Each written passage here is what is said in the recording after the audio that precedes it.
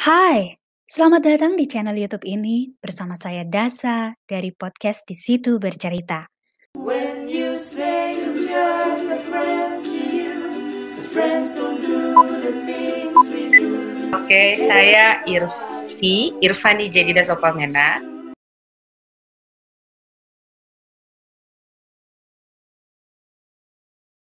Punya formula yang saya dapat dari kakak sepupuku yang dokter di Jakarta, Kasita.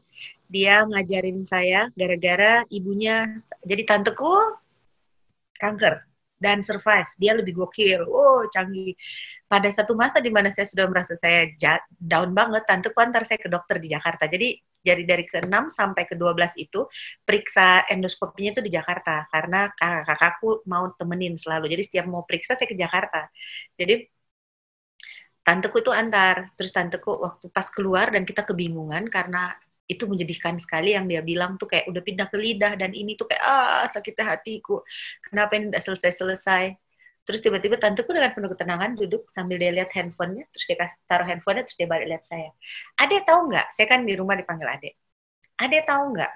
Tahu apa? Tahu apa, Mam? Langsung dia jawab, Tuhan kita tuh asyik. Tuhan kita tuh tahu kita tuh maunya sampai di mana. Kita tuh, jadi kalau udah nggak kuat bilang sama dia. Karena Tuhan kita asyik. Dia nggak akan biarin kita sendirian. Dia tidak bilang bahwa dia akan kasih berhenti hujan. Dia tidak akan bilang matahari pasti terbit. Tapi dia bisa yakinkan bahwa sepanjang perjalanan itu dia asyik.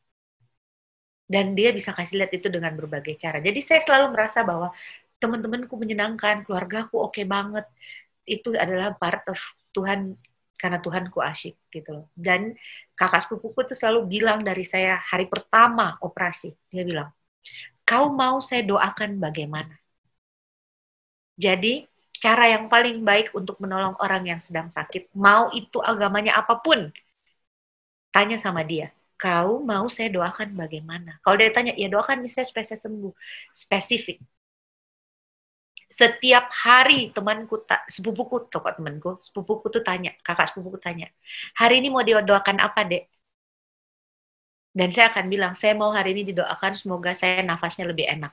Dan sepanjang hari itu dia hanya akan mendoakan bahwa supaya nafasku enak. Dan dia akan kasih tahu kepada ibunya, dia akan kasih tahu kepada adik-adiknya, dan dia akan kasih tahu ke kakak-kakakku supaya semua mendoakan hal yang sama. Kan doa orang benar kalau rame-rame didoakan, di mana 2-3 orang berkumpul kan? Doanya sama kan? Jadi itu adalah cara pertolongan yang paling baik. Jadi tanya, hari ini mau didoakan apa? Dan saya sampai sekarang, kalau saya serius, kalau saya bilang sama orang, dan sejak itu saya belajar untuk, kalau saya ketemu orang misalnya di jalan atau apa, terus misalnya dia bilang, doakan Kak Nah. Biasa kan kita bilang, iya saya doakan kok. Saya akan doakan kok karena saya lupa. Saya kalau dia bilang, doakan Kak Nah, iya pasti saya doakan. Itu orang belum jalan, saya udah berdoa. Karena saya tidak bisa bikin apa-apa selain berdoa buat dia. Saya bicara salah, saya kasih dia kekuatan salah. Pernah ada temennya mamaku bilang begini sama saya. Dia nggak tahu dia mau bilang apa, mungkin ketemu kayak, tahu Pak, tenang kok sekarang orang kanker kayak flu ji. Karena dia nggak tahu dia mau bicara apa. Dan sih kayak mau tempeleng, kayak, ini orang, dia kayak nyakitin banget deh. Tapi jadi itu kita tuh nggak tahu kita mau bilang apa. Misalnya kayak, biar kok botak kok cantik sekali. Menurutmu itu menghibur. Menurut orang itu belum tentu. Dia akan merasa bahwa, maksudmu saya nggak cantik. Selalu penyampaian tidak akan sama dengan kalau hatinya lagi nggak enak gitu loh. Jadi daripada salah, mendingan kok ngomong kayak gitu. Jadi kayak kok ngomong sama temenmu itu bahwa kok WhatsApp dia, hai, dia mau balas, dia nggak balas, tidak ada masalah gitu. Hai, apa kabarmu hari ini misalnya. Itu pertanyaan paling enak adalah kalau ditanya bagaimana kok. Terus kalau misalnya dia bilang, iya puji Tuhan baik atau apa gitu. Hari ini kok mau saya doakan apa? Dan itu akan sangat rutin untuk kalau misalnya besoknya aku akan tanya lagi, misalnya aku doakan dia, misalnya dia minta didoakan untuk semoga tidak sakit kepalaku misalnya hari ini. Besok aku akan tanya, bagaimana kemarin kepalamu masih sakit? Jadi kau tahu apa yang kau doakan dan kau follow up apa yang kau doakan.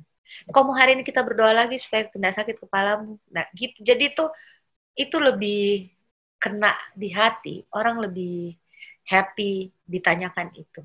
spesifik, jadi bukan doa yang kayak minta kesembuhan.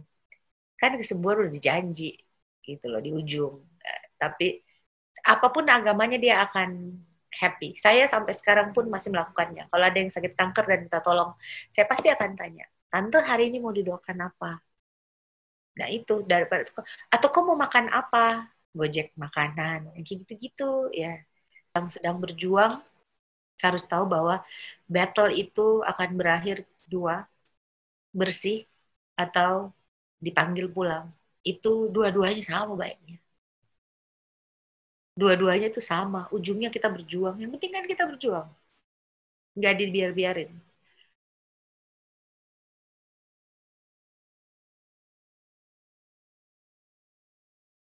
Saya pakai BPJS ya, jadi bagi orang-orang yang nggak mau pakai BPJS, pakai duit lo satu sumur kalau lo kanker abis. Jadi kalau ada orang yang bilang-bilangnya, dia mah enak ngomong, misalnya, dia mah enak ngomong, dia nggak pakai BPJS, dia mah enak ngomong, duitnya banyak. Dari hari pertama saya bilang sama mamaku, saya nggak mau di akhirnya kalau Tuhan panggil saya, mama sudah menangis miskin pula. Ini mau berjuang buat apa? Kita berjuang di atas kakinya kita. Ada yang gratis, ngapain bayar? Kayak gitu. Tapi all of the things BPJS tanggung. Saya tidak ada masalah sama sekali. Tapi pemeriksaan saya yang ke Jakarta itu bayar. Karena kan di luar BPJS.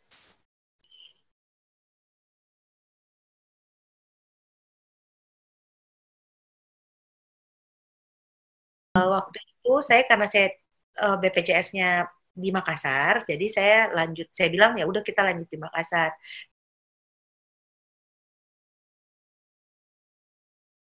Jadi itu pemeriksaannya cuma bawa hasil. Kalau yang setiap 6 bulan ini, saya kan periksanya ke dokter yang di Makassar, dokter Tuti. Jadi saya tetap periksa ke dia dulu, ke dokter hematologi onko. Nanti dia ngasih, jadi dia surat-suratan cinta masih dokter yang di Jakarta. Dia ngasih saya surat, bawa ya nak, ya bu, ya bu dokter sayang, aku bawalah ke Jakarta. Jadi setelah 6 kali saya kemo di Makassar itu, waktu saya udah balik di Jakarta. Saya balik ke Jakarta. Nah, waktu ketahuan lagi, saya balik lagi ke Makassar. Nah, waktu balik ke Jakarta itu, saya cari dokter THT onkologi di Jakarta. Jadi kakak-kakakku tuh termasuk tipe yang cari yang paling bagus. Oke, kita cari. Jadi semua dokter THT onkologi terbaik, 4 terbaik di Jakarta, di Indonesia. Karena adanya di Jakarta 4-4-nya, sudah saya datengin. Jadi kalau mau tanya, telepon saya. Ternyata saya ketemu sama salah satu dari antara 4 terbaik di Indonesia itu, yang oke banget. Penjelasannya membuat hati saya, karena dia cantik. Kalau saya bilang dia cantik, semua orang tahu dong dia siapa. Secara yang lain laki-laki. Dia memberikan penjelasan yang sangat menyenangkan. Dia colok hidung saya nggak sakit, jadi saya happy sekali. Nah, dia itulah yang bertulis tulisan surat cinta sama dokter saya di sini. Jadi dokterku di sini ngasih surat, saya bawa ke Jakarta. Set, kasih dokter, bu dok, ini bu. Dan dia baca, nanti dia endoskopi, dia lakukan pemeriksaan lalalali. Habis itu dia kirim lagi surat cinta. Gue bawa lagi pulang ke Makassar, ketemu sama si dokter. Dokter, ini, baru dokter. Oh, oke, berarti ini bersih, ini gini. Kalau udah minum obat, ini aja, gini. Atau ini lanjut minum obat ini, gitu.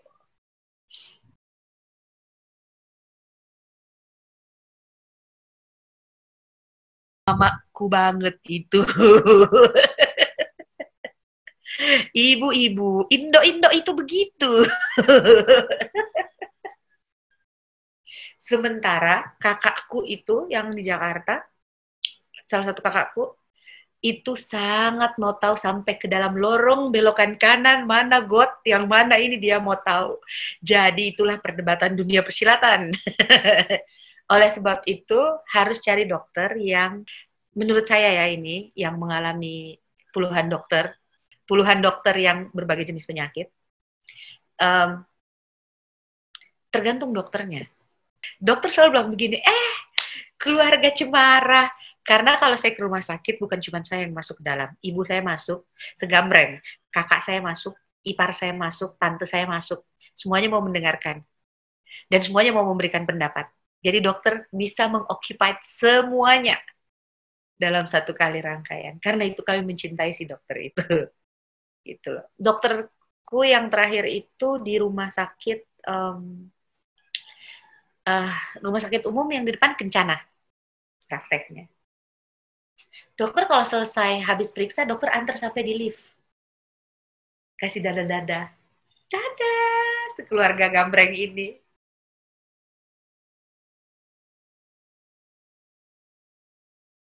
Ada temanku barusan telepon saya tadi malam untuk bicara soal tanya dokter. Saya bilang begini, kalau kau tidak percaya dengan dokternya, ini pengalaman pribadi saya, kalau kau tidak percaya sama dokternya, biar dia kasih kau obat apapun di dunia ini, kau tidak bakalan sembuh. Karena kau tidak percaya. Jadi kau harus percaya dulu sama dokternya. Karena kau yakin bahwa dia bisa bantu kok. Karena itu harus cari dokter yang tepat. Karena ada orang tuh bilang, dia nih dokter paling bagus misalnya gitu. Dia nih dokter paling bagus nih di Indonesia misalnya. Kok ke dia aja, nanti ini. Kalau saya lebih baik cari dokter yang belum dibilang orang paling bagus di Indonesia. Tapi ada damai sejahtera di hatiku. Saya bisa bicara dengan dia tentang apapun. Jadi kita merasa nyaman dengan dokter itu utama. Itu part pertamanya. Kita harus merasa yakin dulu dokter ini mampu tolong kita.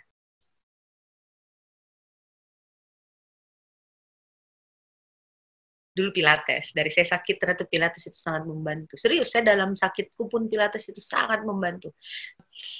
Yang paling bagus itu adalah hidup benar. Hidup benar itu adalah hidup sehat. Tidur cukup. Tidur itu ternyata ngefek sekali. Baik terhadap semua penyakit katanya begitu. Tapi pada penyakitku, tidur itu sangat membantu. Karena kan sel itu beregenerasi pada saat kita tidur di jam yang tepat. Jadi tidur itu sangat sangat efektif untuk bikin. Jadi saya itu kayak bayi sejak saya selesai kemo, saya kayak bayi baru lahir yang kayak tidur harus 10 jam. Saya harus menghindari makanan-makanan instan. Makanan instan itu adalah pemicu tertinggi. Jadi itu harus dihindari. Terus saya minum mengkudu. Kok mengkudu? Ya mengkudu juga sekarang, tapi itu mengkudu sih buat cegah COVID. Tapi kalau pari ya, di slice, buah pari di slice, 5 slice, masukin ke dalam air panas mendidih, diamin 1 jam minimal, tapi kalau di saya bisa 3 jam, 4 jam, kemudian baru saya minum. Rasanya memang pahit, tapi lebih pahit hidup daripada itu. Jadi minum aja. Segelas, kalau saya segelas, itu buat maintenance-nya, terus minum vitamin. Makan makanan yang banyak antioksidannya. Jadi saya ini pengkonsumsi kelor, karena kelor itu, daun kelor paling banyak antioksidannya. Jadi kakakku di rumah selalu masak pakai daun kelor. Apa aja dikelorin. Jadi kalau kamu punya susuk, jangan makan di rumah saya. Ada kelor.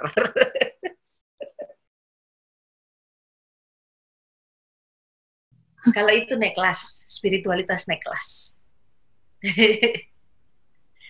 Dengan cara yang berbeda dengan manusia lain. Kalau manusia lain dia akan menjadi lebih holy-holy dalam pengertian tiba-tiba pelayanan. Saya itu tidak. Cuman saya merasa saya punya akses khusus, free pass menuju ke sana untuk berkomunikasi. Terus saya sudah bisa membedakan yang mana yang baik dan yang mana yang buruk. Walaupun tidak saya amalkan secara full sih, masih dalam percobaan menuju ke sana. Tapi I'm trying to gitu. Oh ya, saya jadi lebih dekat juga sama keluargaku dan sahabat-sahabatku. Saya dulu termasuk orang yang ignorance terhadap siapapun, apapun itu, semua orang tahu. Saya perlu kalau ada yang mau kasih tahu susah itu, hehehe, kok tahu enggak, saya lagi susah ini, bos. Karena saya sangat self-centric terhadap urusan pribadiku. Kalau itu tidak menyangkut urusanku, saya tidak akan peduli, gitu loh. Nah, ternyata ada jeleknya. Ternyata ada orang yang lagi butuh perhatianku. Ternyata saya tidak memberikan dan sekarang itu saya sedang latih untuk tidak self-centric. Jadi saya akan memikirkan kehidupan sosial banyak orang di sekitarku lebih dulu. Saya lebih kenal saya siapa, itu yang paling penting. Ternyata di perjalanan umurku yang sudah banyak digitnya ini, ternyata saya barusan kenal diriku sejak saya sakit. Tapi saya juga jadi tahu bahwa berharap sama manusia itu nggak ada gunanya. Jadi saya juga tidak percaya dengan larangan ini itu, ini itu gitu. Ya jalani, mensyukur setiap hari. Itu paling gampang dilewati. Itu sih banyak naik ternyata ini banyak. Oke, maaf ya. When you say